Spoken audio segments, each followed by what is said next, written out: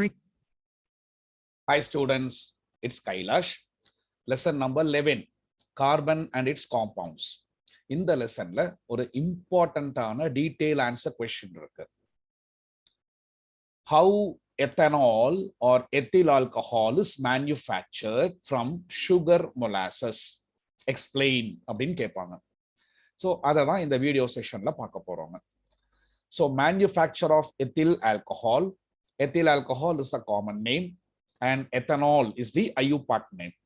So you'll see how ethanol or ethyl alcohol is manufactured from sugar molasses. The word sugar is optional. You can just say molasses, that's enough. Okay. So எப்படி ethyl alcohol manufacture பண்றோம்? Preparation, manufacture ரெண்டுக்கும் difference இருக்கு. ப்ரிப்பரேஷன்ங்கிறது small ஸ்கேல்ல நம்ம பண்றது. இப்போ லெபார்டரியில ஒரு small அமௌண்ட்ல நம்ம பண்ணா அது ப்ரிப்பரேஷன். மேனுஃபேக்சருங்கிறது கமர்ஷியலா லார்ஜ் ஸ்கேல்ல லார்ஜ் அமௌண்ட்ஸ்ல வந்து நம்ம ப்ரிப்பேர் பண்றது. ஓகே, ஸோ எத்தனால இந்த மெத்தட்ல மேனுஃபேக்சர் பண்ணுவாங்க பார்ப்போம் எப்படின்னு. First ethyl alcohol, the molecular formula is C2H5OH, or I can write C2H5 as CH3CH2, and OH is the functional group, and C2H5 is alkyl ethyl. So ethyl alcohol or ethanol. இப்போ இதோட structural formula நம்ம பார்ப்போங்க. அதாவது carbon hydrogen பாண்டிங்கோட சேர்த்து நம்ம இந்த ஸ்ட்ரக்சரை பார்ப்போம். இப்போ எத்தில் ஆல்கஹால்ல பாத்தீங்கன்னா நமக்கு 2 கார்பன் ஆட்டம்ஸ் இருக்கு இல்லையா? ஸோ ஃபர்ஸ்ட் அந்த 2 கார்பன் ஆட்டம்ஸ் பார்ப்போம். So in ethyl alcohol we have 2 carbon atoms which are connected by a single covalent bond. So ethyl ஆல்கஹால்ல இருக்கிற இந்த 2 கார்பன் ஆட்டம்க்கு இடையில சிங்கிள் பாண்ட் இருக்கும். Therefore ethyl alcohol is a saturated alcohol. You know, carbon கிடையில single bond throughout the structure இருந்தா அது saturated compound. So இந்த விஷயம் உங்க புக்ல இருக்காது, நோட் பண்ணிக்கங்க. ethanol is a saturated alcohol. Right. இப்ப ஃபர்ஸ்ட் கார்பன் ஆட்டமோட 3 ஹைட்ரஜன் ஆட்டம் பாண்டிங் ஆயிருக்கு. So அந்த பாண்டிங் பார்ப்போம். Carbon hydrogen bonding. So there are 3 hydrogen atoms attached to the first carbon atom. And ரெண்டாவது கார்பன் ஆட்டமோட 2 ஹைட்ரஜன் ஆட்டமும் functional group OHும் attach ஆயிருக்கு. அதுல கார்பனோட ஆக்சிஜன் ஒரு பாண்ட் ஃபார்ம் பண்ணும், ஆக்சிஜனோட ஹைட்ரஜன் ஒரு பாண்ட் உங்களுக்கு ஃபார்ம் பண்ணும். ஸோ அதை இப்போ பார்ப்போம். So these are the 2 hydrogen atoms attached with the second carbon atom, and we have functional group 2 attached with the carbon atom. So இப்போ அந்த கார்பன் ஆட்டம்ல கார்பன் ஆட்டமோட ஃபங்க்ஷனல் குரூப்போட ஆக்சிஜன் அட்டாச் ஆயிருக்கும், ஃபங்க்ஷனல் குரூப்ல இருக்கிற ஆக்சிஜனோட ஹைட்ரஜன் ஆட்டமும் அட்டாச் ஆயிரும். Okay, so this is the structure which indicates carbon hydrogen bonding along with the functional group in alcohol. Okay, so hydrogen bonding ஓட கேட்டாங்கன்னா இந்த ஸ்ட்ரக்சர் நீங்க வரைஞ்சு காமிக்கணும். ரைட், இப்போ அடுத்தது மேனுஃபேக்சர் எப்படி பண்றாங்க ethyl ஆல்கஹால? Ethyl alcohol or ethanol is manufactured from sugar molasses or simply molasses. என்ன மெத்தட்ல மொலாசஸ்ல இருந்து எத்தில் ஆல்கஹாலை மேனுஃபேக்சர் பண்ணுவாங்க அப்படின்னு கேட்டா by the method or process called fermentation. அம்மா நைட்டு தோசைக்கோ இட்லிக்கோ மாவு அரைச்சு வச்சிருப்பாங்க, அடுத்த நாள் பாத்தீங்கன்னா அது பொங்கி இருக்கும், அப்படியே ரைஸ் ஆயிருக்கும். So rising of the dough. அதே மாதிரி மில்க்ல வந்து ஒரு ஸ்பூன் உங்களுக்கு மோர் ஊத்துவாங்க, அது தயிர் ஊத்துவாங்க, குறைய ஊத்துறது அப்படின்னு சொல்லுவாங்க. அதை அடுத்த நாள் காலையில அது கேர்டா மாறி இருக்கும். So curling of milk, rising of dough, curling of milk, and பிரெட்டோட சர்ஃபேஸ் பார்த்தீங்கன்னா பயங்கர சாஃப்டா இருக்கும். ஸோ சாஃப்டனிங் ஆஃப் பிரெட், இது எல்லாத்துக்கும் காரணம் இந்த ஃபெர்மெண்டேஷன் ப்ராசஸ் தான். So what is this fermentation? And before that இந்த மொலாசஸுக்கு இன்னொரு பேர் இங்க நான் கொடுக்க போறேன். நான் கொடுக்கல, கெமிஸ்ட்ரியிலேயே கொடுத்துருக்காங்க. என்னன்னு கேட்டா மதர் லிக்கர் அப்படின்னு பேரு. Mother liquor. லிக்கர்னா சாராயம், ஆல்கஹால். LIQUOR. ஸோ எத்தனால் அதாவது சாராயம், ஆல்கஹால். ஓகே, அத மொலாசஸ்ல இருந்து உங்களுக்கு தயாரிக்கிறாங்க.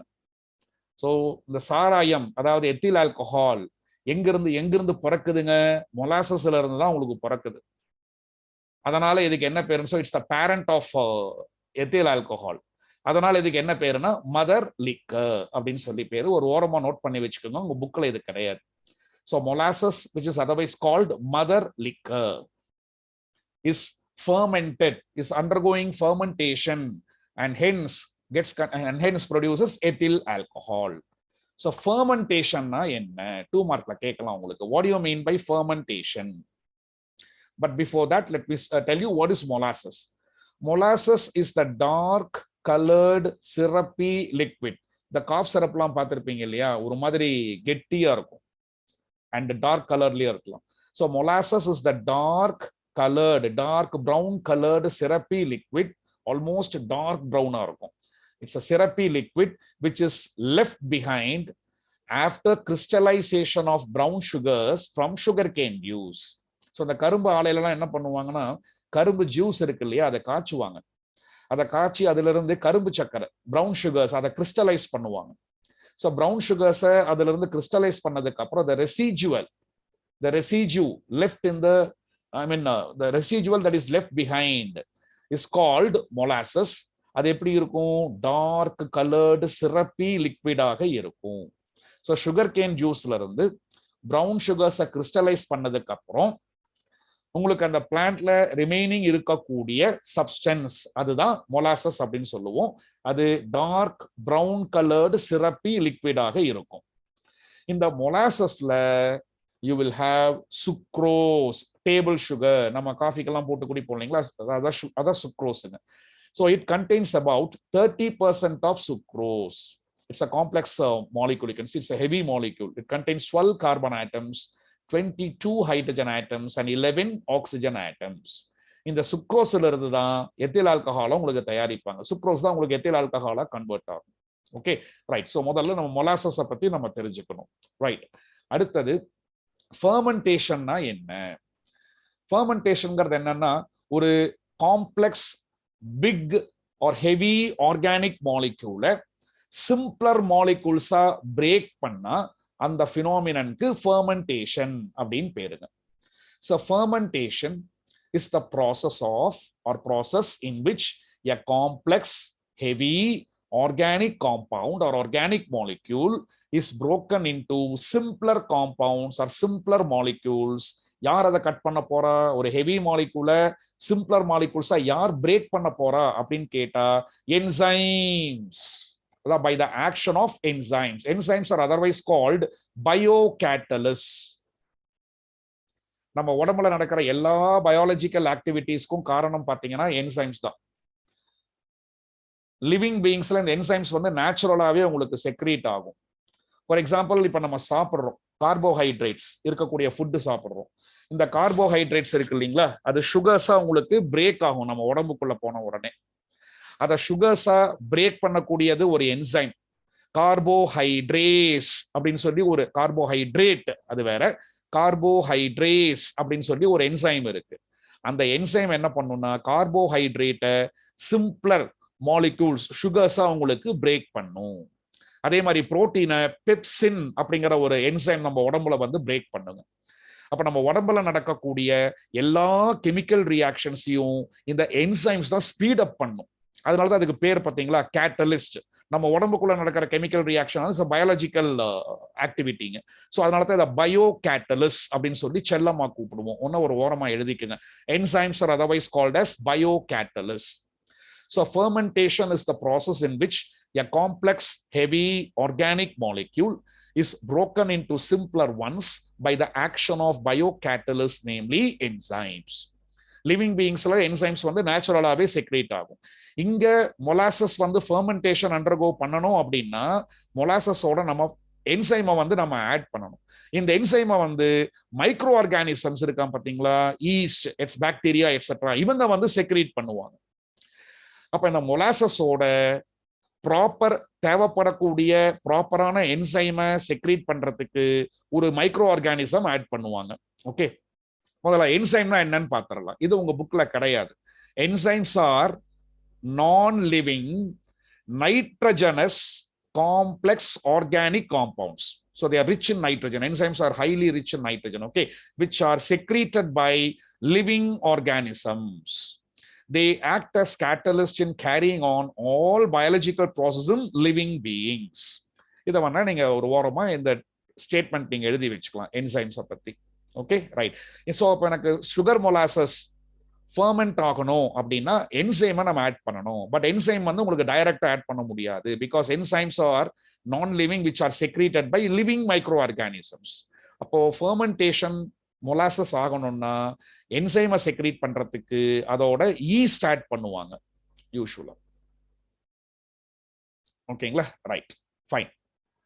இப்போ so first step manufacture of ethyl ஆல்கஹால்ல first step dilution of molasses. இந்த என்சைமை பத்தி அடிஷனலா சொல்றதுன்னா, என்சைம் எந்த மாலிக்யூலை பிரேக் பண்ண போகுதோ, அது எந்த மாலிக்யூலோட கம்பைன் பண்ணி அதை பிரேக் பண்ண போகுதோ அந்த மாலிக்யூலை சப்ஸ்ட்ராட் அப்படின்னு நம்ம சொல்லுவோம். சப்ஸ்ட்ரேட் இல்லைன்னா சப்ஸ்ட்ராட். ஓகே, ரைட், இது பாயிண்ட் நம்பர் 1. ரெண்டாவது, இந்த என்சைம்ஸ் எல்லாம் பாத்தீங்கன்னா they are highly specific and particular. ஒரு என்சைம் ஒரு பர்டிகுலர் ஆர்கானிக் காம்பவுண்டோட மட்டும்தான் கம்பைன் பண்ணுமே தவிர மற்ற ஆர்கானிக் காம்பவுண்ட்ஸோட பிரசன்ஸ் அதோட ஆக்ஷனை வந்து அஃபெக்ட் பண்ணாது. இப்ப நமக்கு ஒரு 4 காம்ப்ளெக்ஸ் மாலிகூல் இருக்குன்னு வச்சுக்கோங்க, ஏ பி சி டி. இந்த 4 காம்ப்ளெக்ஸ் ஆர்கானிக் மாலிகூல்ஸை நான் சிம்பிளர் காம்பவுண்ட்ஸா நான் பிரேக் பண்ணணும். அதுக்கு நான் என்ன பண்றேன்னு கேட்டீங்கன்னா, 4 என்சைம்ஸ் நான் யூஸ் பண்றேன், X Y Z and M. இப்போ இந்த எக்ஸ்ங்கிற என்சைம் ஏவோட தான் கம்பைன் பண்ணுவான் அப்படின்னா அது ஏவை மட்டும் தான் அட்டாக் பண்ணும். வேற எக்ஸை யார் அஃபெக்ட் பண்ண மாட்டான்னா பி சி அண்ட் டியை வந்து அஃபெக்ட் பண்ணாது, what ever be the condition value. அதே மாதிரி ஒய் வந்து டியை வந்து பிரேக் பண்ணுவான் அப்படின்னா அவன் என்ன பண்ண மாட்டான்னா ஏ பி சி அதை வந்து ஒன்றும் கண்டுக்கவே மாட்டான், டியை மட்டும் தான் பிரேக் பண்ணுவான். அதுல இன்னொரு விஷயம் என்னன்னா, இந்த என்சைம்ஸ் எல்லாம் ஒரே சமயத்துல வேலை செய்யாதுன்னு. இந்த ஒய் இருக்கான் பாத்தியா, அவன் வெயிட் பண்ணுவான், எக்ஸ் வந்து அவனோட வேலையை முடிக்கிற வரைக்கும் வெயிட் பண்ணுவான். ஏவை கம்ப்ளீட்டா பிரேக் பண்ணதுக்கு அப்புறம் தான் பாத்தீங்கன்னா ஒய் என்ன பண்ணணும், it will come into action. So that's what we mean by the enzymes are highly specific and particular. Okay, right. So beauty, right? So for dilution of molasses. Molasses is first diluted with water to bring down the concentration of sucrose. You know, sucrose is around 30% in molasses, isn't it? And the concentration of 30% இருந்து 8 to 10% decrease ஆகிற வரைக்கும் water add பண்ணி dilute பண்ணிட்டே இருப்பாங்க. Now, what is the necessity of diluting அப்படின்னா, high concentrationல enzymes வேலை செய்யாது. அவங்களுக்கு பிடிச்ச சப்ஸ்ட்ராட் இருந்தாலும் enzymic action will not take place. அதனால தான் என்ன பண்ணோம்னா கான்சென்ட்ரேஷனை டிக்ரீஸ் பண்ணணும். So at higher concentrations enzymes won't function. So therefore first of all மொலாசஸோட கான்சென்ட்ரேஷன், சுகரோட கான்சென்ட்ரேஷனை நம்ம டிக்ரீஸ் பண்ணணும். மொலாசஸ்ல இருக்கிற சுக்ரோஸோட கான்சென்ட்ரேஷனை டிக்ரீஸ் பண்ணணும். So 8 to 10%. ஓகேங்களா, ரைட். இது வந்து ஸ்டெப் 1.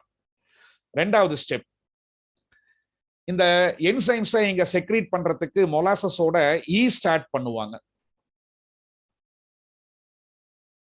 ஓகே, இந்த ஈஸ்ட் வந்து உயிர் வாழ்றதுக்கு சாப்பாடு வேணும், அதுக்கு நம்ம சாப்பாடு போடணும்.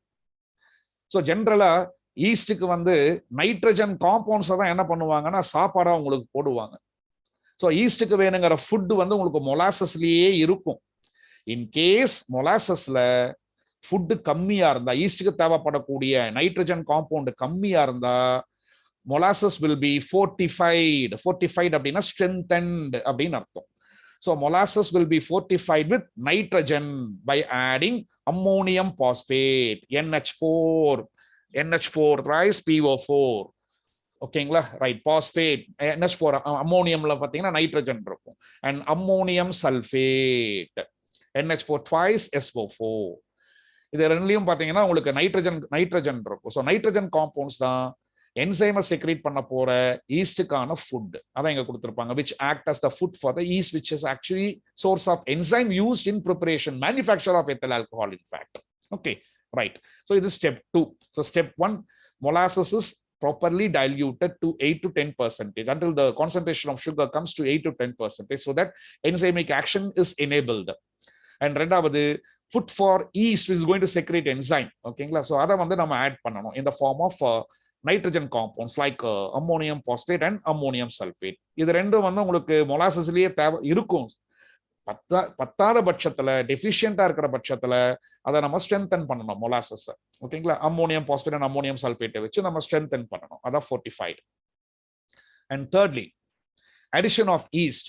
the solution obtained in step 2 is collected in large fermentation tanks. But even before that, என்ன பண்ணுவாங்கன்னா dilute sulfuric acid ஒரு small quantity ஆட் பண்ணுவாங்க. அதை பத்தி உங்க புக்ல ஒன்றும் மென்ஷன் பண்ணிருக்க மாட்டாங்க, நீங்களும் அதை எழுதணுங்கிற அவசியம் கிடையாது. ஸோ இந்த dilute sulfuric acid என்ன பண்ணும்னா பாக்டீரியல் growth வந்து உங்களுக்கு செக் பண்ணும். ஸோ பாக்டீரியா க்ரோ ஆச்சுன்னு வச்சுக்கோங்களேன், ஸோ அவன் ஒரு என்சைமை செக்ரேட் பண்ணுவான், உங்களுக்கு என்ன ஆகும்னா enzymic action of things secreted by yeast won't take place. அதனால பாக்டீரியல் growth வந்து செக் பண்றதுக்கு டைலூட் சல்ஃபியூரிக் ஆசிட ஆட் பண்ணுவாங்க. ஸோ அதான் அடிஷன் ஆஃப் ஈஸ்ட். அதுக்கப்புறமா third point, addition of yeast. So the solution obtained in step 2 is collected in large fermentation tanks and yeast is added to it. So fermentation நடக்கிறதுக்கு பெரிய பெரிய tanks இருக்கும். அந்த டேங்க்ஸ்ல வந்து உங்களுக்கு அந்த மொலாசஸை டைல்யூட் பண்ணதுக்கு அப்புறம் நைட்ரஜன் காம்பவுண்ட்ஸை வச்சு ஃபோர்ட்டிஃபை பண்ணதுக்கு அப்புறம் ஈஸ்ட் ஆட் பண்ணதுக்கு அப்புறம் உங்களுக்கு என்ன பண்ணிடுவாங்க, சாரி ஃபர்மெண்டேஷன் டேங்க்ஸ்ல அதை போர் பண்ணிட்டு அதுக்கப்புறம் ஈஸ்ட் உங்களுக்கு ஆட் பண்ணுவாங்க. அதுக்கப்புறம் இந்த மிக்சரை வந்து it is kept without disturbed, undisturbed for few days at a temperature of around 303 K. Kelvin ஸ்கேல்ல இருந்து கெல்வின் டெம்பரேச்சர்ல இருந்து 273 மைனஸ் பண்ணிட்டீங்கன்னா டிகிரி சி கிடைக்கும். So 303 K is equivalent to 30 degree C for few days. So during this period, the enzymes invertase and zymase, so these two are the name of the enzymes secreted by yeast. சுகரோட நேம்ஸ் எல்லாம் ஓஸ்ன்னு முடியும், sucrose, glucose, fructose. So ஓஸ்ன்னு முடிஞ்சா sugar, ஏஸ்ன்னு முடிஞ்சா அது enzyme. ஒரு ஓரமா வேணா எழுதிக்கணும். ஸோ ஒரு நேம் ஏஸ்ல முடிஞ்சா அது என்சைம், மால்டேஸ், டயஸ்டேஸ், ஓகேங்களா, கார்போஹைட்ரேஸ். இந்த மாதிரி ஏஸ்ன்னு முடிஞ்சதுன்னா அது என்சைம், ஓஸ்ன்னு முடிஞ்சதுன்னா சுகர், மால்டோஸ், மால்டோஸ்ங்கிறது சுகர், மால்டேஸ் அப்படிங்கிறது enzyme. Okay, so invertase and zymase are the two enzymes secreted by yeast, and these two will bring about conversion of sucrose into ethyl alcohol. அதுல இன்வர்டேஸ் இருக்கான் பாத்தீங்களா, அவன் சுக்ரோஸோட கம்பைன் பண்ணுவான். So இன்வர்டேஸ் வந்து இன்வர்டேஸுக்கு யாரு subtract அப்படின்னு கேட்டா சுக்ரோஸ். அப்ப இன்வர்டேஸ் வந்து சுக்ரோஸை பிரேக் பண்ற அந்த இன்ஸ்டன்ட்ல ஜைமேஸ் வந்து கை கட்டி வேடிக்கை பார்த்துட்டு இருக்கும். It will not come into action because enzymes are highly specific and particular.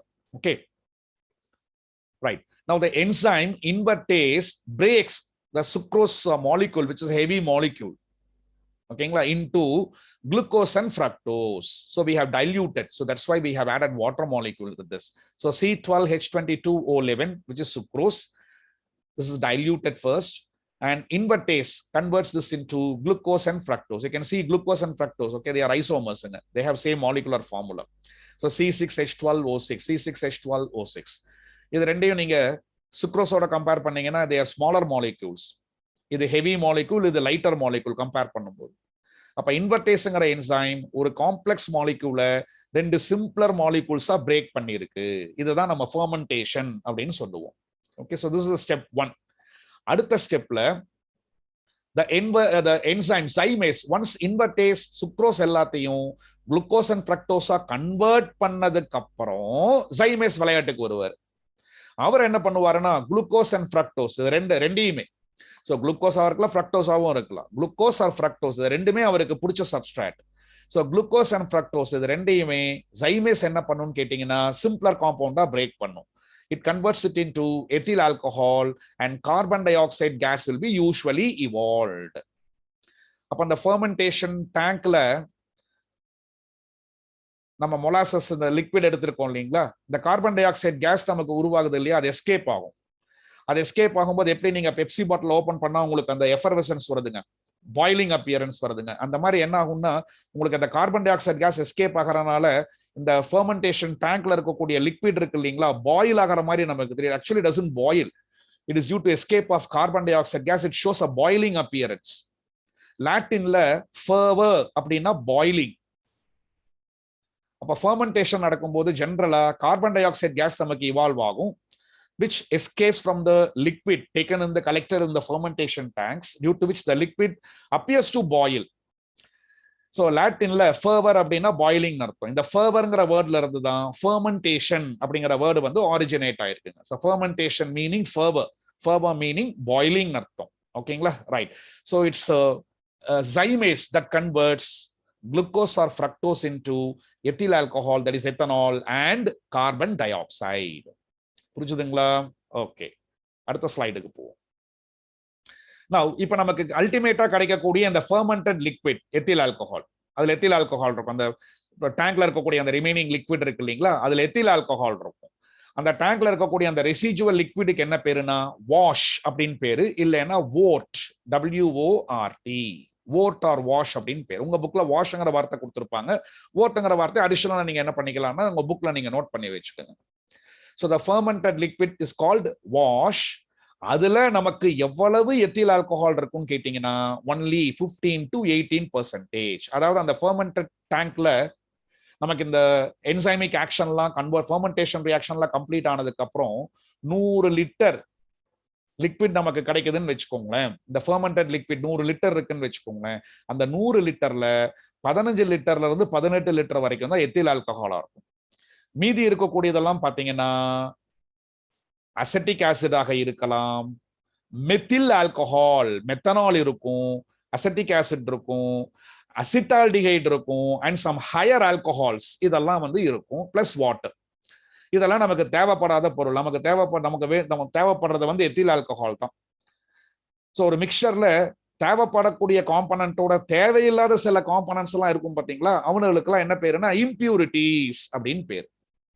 அப்ப the fermented liquid not only contains the required compound ethyl alcohol, it also contains several unwanted materials like acetic acid, methyl alcohol, aldehyde, higher alcohols like argol. Argol ஒன்னு இருக்கு, இது ஒரு alcohol, higher alcohol, ARGOL. It contains more than one OH group.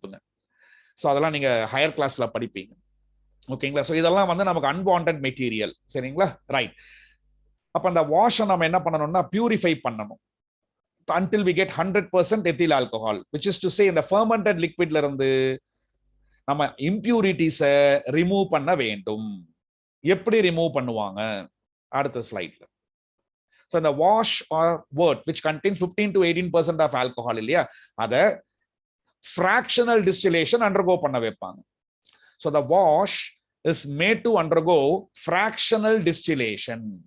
இந்த fractional distillation பண்ணும் பொழுது impurities எல்லாம் உங்களுக்கு என்ன ஆயிடும்னா காணாம போயிடுங்க, and you will have only a mixture of alcohol which is around 95.5% and rest 4.5% water. So இந்த காம்பினேஷனுக்கு என்ன பேருனா rectified spirit அப்படின்னு பேரு. So wash on fractional distillation will give a combination of 95.5% of ethyl alcohol and 4.5% of water. This mixture is called rectified spirit. Okay, right. Now, first of all, fractional distillation na enna? ஒரு லிக்விட்ல இருக்கக்கூடிய wanted material and unwanted impurities இது எல்லாத்துக்கும் செல்லமா ஒரு பேர் இருக்கு, fraction அப்படின்னு சொல்லி ஒரு பேர் இருக்கு. சே ஃபார் எக்ஸாம்பிள், நான் ஒரு கண்டெய்னர்ல ஒரு லிக்விட் எடுத்துக்கிறேன். இதுல 4 மெட்டீரியல்ஸ் இருக்கிறதா வச்சுக்கலாம், ABCD 4 லிக்விட்ஸ் இருக்கிறதா அசியூம் பண்ணிக்கலாம். அதுல A வந்து வாண்டட், மீதி எல்லாம் நமக்கு அன்வான்ட்னு சும்மா அசியூம் பண்ணிக்கங்க. அப்ப நான் இந்த டேங்க்ல கலெக்ட் பண்ணக்கூடிய லிக்விட்ல எத்தனை ஃபிராக்ஷன்ஸ் இருக்கு, எத்தனை காம்பனன்ட்ஸ் இருக்குன்னு கேட்டீங்கன்னா 4 காம்பனன்ட்ஸ் இருக்கு. அண்ட் லக்கிலி இந்த 4 காம்பனன்ட்ஸோட பாயிலிங் பாயிண்ட் டிஃப்ரெண்டா இருக்கு, அசியூம் பண்ணிக்கலாம். ஸோ ஏவோட boiling point say 25 degree C. எந்த டெம்பரேச்சர்ல ஒரு லிக்விட் அதோட வேப்பர்ஸா கன்வெர்ட் ஆகுதோ அந்த டெம்பரேச்சருக்கு பாயிலிங் பாயிண்ட் பேரு. ஸோ பியோட boiling point say 35 degree C. சியோட boiling point say 48 degree C. And டியோடது assume 60 degree C. And before that, first of all you should know what is distillation. டிஸ்டிலேஷன்ங்கிறது என்னன்னா, ஒரு லிக்விடை ஃபர்ஸ்ட் நம்ம என்ன பண்ணணும்னா இவாபரேட் பண்ணணும், அதோட வேப்பர்ஸா கன்வெர்ட் பண்ணணும் பை ஹீட்டிங். அந்த வேப்பர்ஸை மறுபடியும் கூல் பண்ணி அதை லிக்விடா நம்ம மாத்தணும், இதுதான் டிஸ்டிலேஷன். ஸோ டிஸ்டிலேஷன்ங்கிறது evaporating a liquid followed by condensation. கண்டென்சேஷன்னா என்ன, வேப்பர்ஸை லிக்விடா மாத்தினீங்கன்னா அதுக்கு கண்டென்சேஷன் பேரு. ஸோ ஒரு லிக்விடை பாயில் பண்ணி அதை வேப்பரைஸ் பண்ணுங்க, கிடைக்கிற வேப்பர்ஸை கலெக்ட் பண்ணி அதை கூல் பண்ணீங்கன்னா மறுபடியும் அது லிக்விடாக மாறிவிடும். So that is what we call it as distillation. இப்போ இந்த டேங்க்ல எடுத்திருக்கக்கூடிய லிக்விட்ல 4 ஃபிராக்ஷன்ஸ் இருக்கு, ஏபிசிடி. அண்ட் லக்கிலி இந்த 4 ஃபிராக்ஷன்ஸோட பாய்லிங் பாயிண்ட்ஸ் வந்து டிஃப்ரெண்டா இருக்கு. இப்போ நான் இதை என்ன பண்றேன்னா ஹீட் பண்றேன். சரிங்களா? Let me have an outlet tube like this. and இதை வந்து நான் என்ன பண்ணலாம்னா ஒரு condenser. Condenser is something which will cool down the vapors and convert the vapors into liquid back. So ஒரு கண்டென்சர் இருக்கு, அந்த கண்டென்சர்ல கண்டென்சர் சரவுண்ட் பண்ணியிருக்கோம் இந்த டியூபை. அதை ஒரு வெளியில் அவுட் சைட்ல வந்து ஒரு கண்டெய்னர்ல நம்ம டிப் பண்ணி வச்சிருக்கோம். இப்போ அதை ஹீட் பண்றோம். ஃபர்ஸ்ட் 25 டிகிரி சில இந்த 4 ஃபிராக்ஷன்ல ஏ மட்டும் என்ன ஆகுங்க, பாயில் ஆகி வேப்பர்ஸா கன்வெர்ட் ஆகும். இப்போ ஃபர்ஸ்ட் நமக்கு இந்த பைப் வழி அந்த அவுட்லெட் வழியா நமக்கு போக போறது என்ன வேப்பருங்க, வேப்பர் ஏ. அவர் இந்த கண்டென்சரை இந்த இடத்துல கண்டென்சர் இருக்கிறதா வச்சுக்கலாம், கூலிங் அரேஞ்ச்மெண்ட். இப்போ இந்த கண்டென்சரை கிராஸ் பண்ணும்போது the vapors of A gets cooled and இந்த கண்டெய்னர்ல நமக்கு லிக்விட் ஏ என்ன ஆகுங்க, கலெக்ட் ஆகும். புரிஞ்சுதா? அப்புறம் இதை தனியா வச்சிடலாம். now take one more container. அடுத்தது when the temperature is 35 degree C, அது வரைக்கும் BCD ஒன்னாக 35 டிகிரி சி வரும் பொழுது பி நமக்கு இப்போ பாயில் ஆக ஆரம்பிச்சிடும், வேப்பரைஸ் ஆகி இன்னொரு தனியா ஒரு கண்டெய்னர்ல அதை என்ன பண்ணிக்கலாம், அந்த லிக்விடை நம்ம கலெக்ட் பண்ணிக்கலாம். இதே மாதிரி 48 டிகிரி சில சி டிஸ்டில் ஆகும் அண்ட் 60 டிகிரி சில டி நமக்கு டிஸ்டிலேஷன் ஆகும். அப்ப நம்ம எடுத்துக்கக்கூடிய லிக்விட்ல வாண்டட் மெட்டீரியல், இம்பியூரிட்டிஸ் இது எல்லாத்துக்குமே டிஃப்ரெண்ட் பாயிலிங் பாயிண்ட்ஸ் இருந்தா ஒவ்வொரு டெம்பரேச்சர்ல ஒவ்வொரு ஃபிராக்ஷன் உங்களுக்கு என்ன ஆகுங்க, டிஸ்டில் ஆகி நம்ம தனித்தனியா நம்ம கலெக்ட் பண்ணிக்கலாம். இதுதான் ஃபிராக்ஷனல் டிஸ்டிலேஷன். சரியா? So I already told you the impurities present in the fermented liquid. அப்போ ஒவ்வொரு பர்டிகுலர் டெம்பரேச்சர்ல ஒவ்வொரு இம்பியூரிட்டிஸ் உங்களுக்கு என்ன ஆகும்னா இவாபரேட் ஆகி உங்களுக்கு டிஸ்டில் ஆயிடும். தனியா நம்ம அதை செக்ரிகேட் பண்ணிக்கலாம். ஸோ அல்டிமேட்டா நமக்கு கிடைக்க போறது என்னன்னா 95.5% of ethanol and 4.5% of water. இந்த ரெக்டிஃபைட் இந்த மிக்சரை நம்ம ஃபிராக்ஷனல் டிஸ்டிலேஷன் மெத்தட்ல ஃபர்தரா என்ன பண்ண முடியாதுன்னு கேட்டீங்கன்னா இதை டிஸ்டில் பண்ண முடியாது. ஏன்னு கேட்டா ஆல்கஹாலையும் வாட்டரையும் இந்த பெர்சன்டேஜ்ல மிக்ஸ் பண்ணோம்னா இந்த மிக்சருக்கு கான்ஸ்டன்ட் பாயிலிங் பாயிண்ட் இருக்கும். அதாவது ஆல்கஹாலுக்கும் வாட்டருக்கும் சேம் பாயிலிங் பாயிண்ட் வந்துடும் இந்த டெம்பரேச்சர், இந்த காம்போசிஷன் நீங்க கொடுத்தீங்கன்னா. அப்ப நீங்க ஹீட் பண்ணீங்கன்னா ஒரே டெம்பரேச்சர்ல ஆல்கஹால் அண்ட் வாட்டர் ரெண்டுமே உங்களுக்கு இவாபரேட் ஆகி மறுபடியும் ரெண்டுமே நமக்கு கண்டென்ஸ் ஆகும். So I can't separate water from ethyl alcohol further by fractional distillation because the mixture in the rectified spirit will have a constant boiling point. Azeotropic mixture அப்படினு பேரு. A mixture which has a constant boiling point, that is all the fractions in it should have the same boiling point. Azeotropic mixture இதெல்லாம் உங்க புக்ல கிடையாது, note பண்ணி வெச்சுக்கங்க. அதுக்கு தான் சொல்றது additional points. Azeotropic mixture. Azeotropic mixture example கொடுங்கன்னா you can write rectified spirit. Okay right. அப்ப எப்படி ஃபர்தரா இதுல இருந்து நம்ம 100% ஆல்கஹாலை கொண்டு வரது? 100% ஆல்கஹால் உங்களுக்கு வேணும்னா இந்த 4.5% ஆஃப் வாட்டரை நீங்க என்ன பண்ணணும், கம்ப்ளீட்டா ரிமூவ் பண்ணிடணும். அப்ப நமக்கு இருக்கக்கூடிய ரெசிஜுவல்ல ஒன்லி ஆல்கஹால் மட்டும் இருக்கும். ஒன்லி ஆல்கஹால் இருந்தா you say it's 100%, no impurities, it's perfectly பியூர்னு சொல்லுவீங்க. அதான் 100%. Okay right. இப்போ எப்படி ஃபர்தரா இதை நம்ம 100% ஆல்கஹாலா மாத்துறது? இப்போ இந்த ரெக்டிஃபைட் ஸ்பிரிட் இருக்கு இல்லையா, it is refluxed over quick. I'll tell you what is reflux little later. So rectified spirit is reflexed over quicklime. Quicklime na calcium oxide for about 5 to 6 hours, and then it is allowed to stand for 12 hours. On distillation of the mixture, 100% pure alcohol, that is called absolute alcohol, is obtained. Okay, so what is this refluxing? Refluxing means heating the liquid for a specific amount of time while continuously cooling the vapors produced back into the same container. எந்த கண்டெய்னர்ல அதை heat பண்றோமோ அதே கண்டெய்னர்ல உங்களுக்கு கண்டென்ஸா இந்த liquid நமக்கு திரும்பி வரும். Condenser use பண்ணி அந்த மாதிரி நம்ம பண்ணணும். அப்படி பண்ணோம்னா அந்த ஃபினாமினனுக்கு தான் என்ன பேருன்னா ரீஃப்ளக்சிங் அப்படின்னு பேரு. Nothing more and nothing less. இதை பத்தி நீங்க டீடைலா ஹையர் கிளாஸ்ல நீங்க பாப்பீங்க if you have it. Okay, so refluxing means heating a liquid for a specific amount of time with some mixtures where some chemical reaction will take place while continuously cooling the vapors back into the same container using a condenser. That is what we call it as refluxing. அப்ப rectified spirit இருக்கு இல்லையா, அதை குவிக்லைம் calcium ஆக்சைடோட mix பண்ணி reflex பண்ணணும். இந்த calcium oxide என்ன பண்ணுவாருன்னா வாட்டரோட ரியாக்ட் பண்ணி கால்சியம் ஹைட்ராக்சைடாக கன்வெர்ட் ஆயிடுவார். அதுக்கப்புறமா இது அப்படியே ஒரு 12 ஹார்ஸ்க்கு நம்ம அப்படியே விட்டுடணும். அண்ட் தென் இந்த கால்சியம் ஹைட்ராக்சைடு எத்தனால் வேப்பர்ஸ் மறுபடியும் நம்ம டிஸ்டிலேஷன் பண்ணோம்னா நமக்கு எத்தில் ஆல்கஹால் வேப்பர்ஸ் மட்டும் கிடைக்கும். அதை நீங்க என்ன பண்ணலாம், கண்டென்ஸ் பண்ணி 100% பியூர் ஆல்கஹாலாக மாற்றி விடலாம். அப்ப ரெக்டிஃபைட் ஸ்பிரிட்டோட காம்போசிஷன் கேட்டா you write this 95.5% of ethanol and 4.5% of water. Absolute ஆல்கஹாலோட பியூரிட்டி கேட்டாங்கன்னா பர்சன்டேஜ் காம்போசிஷன் கேட்டாங்கன்னா 100% எழுதணும். அண்ட் வாஷோட பியூரிட்டி கேட்டாங்கன்னா 15 to 18% நீங்க எழுதணும். ஓகேங்களா? So that's all about manufacture of ethanol. So manufacture of ethanol கேட்டால் நீங்க இது வரைக்கும் நீங்க எழுத வேண்டியிருக்கும். Okay, thank you. I'll stop with this. The rest we shall see in the next video session. Bye.